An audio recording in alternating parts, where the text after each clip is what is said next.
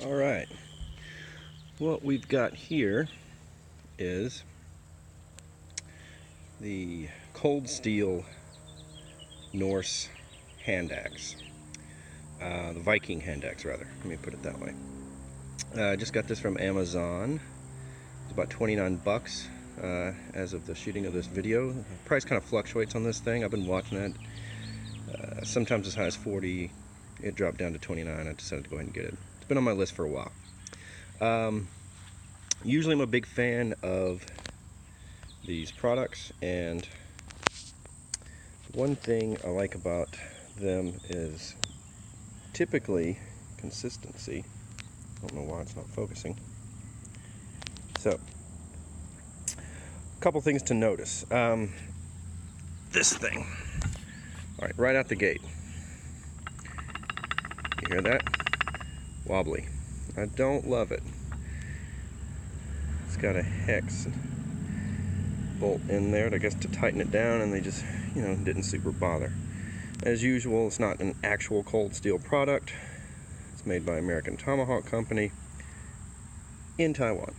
So, not the same as some of their standard products, but I've had some of these American Tomahawk stuff before, and they actually work really good.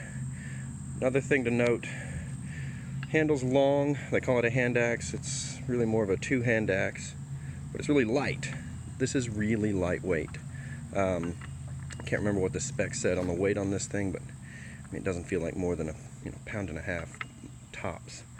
I got it partly for clearing brush in the yard, and also because it's a Viking hand axe. Why wouldn't you want that, right? So, frame of reference here.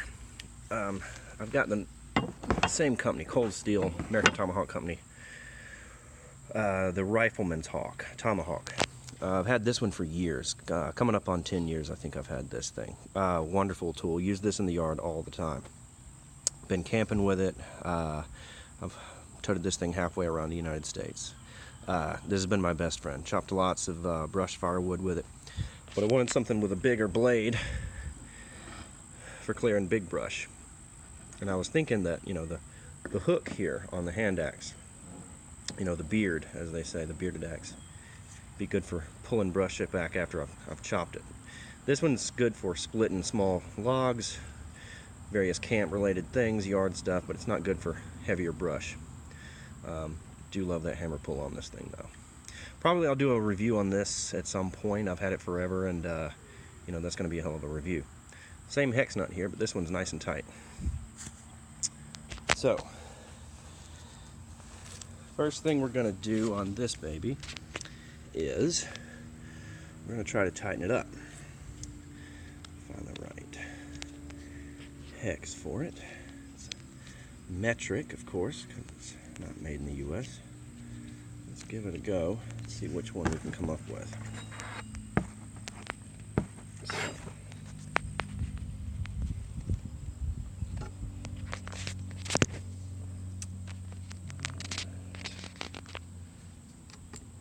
Gotcha. You're too small, so let's try the next one up.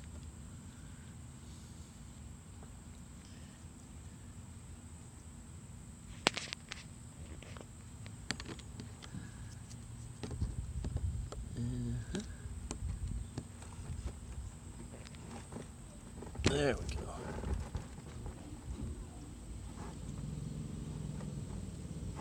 Okay. Still not any tighter. So we're going to have to work on that at some point in the future. Probably this is going to take more of a structural overhaul. So already out the gate, not super happy with the construction on this one relative to the Rifleman's Hawk. So, bit of a dip in out of the box quality. Let's see how she does. Got an old stump here, been kind of pecking at for a couple years. Let's see. Nice good bite. It's not super sharp out of the box, but it's got some.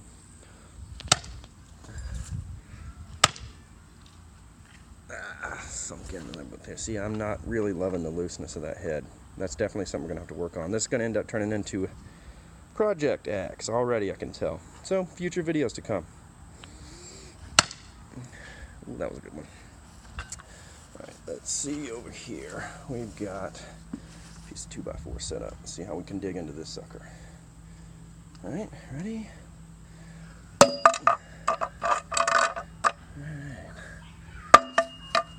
Not getting a lot of penetration from the factory edge on this. So, like I said, project axe. A lot of work to be done. Yeah, there you have it. 2 swings.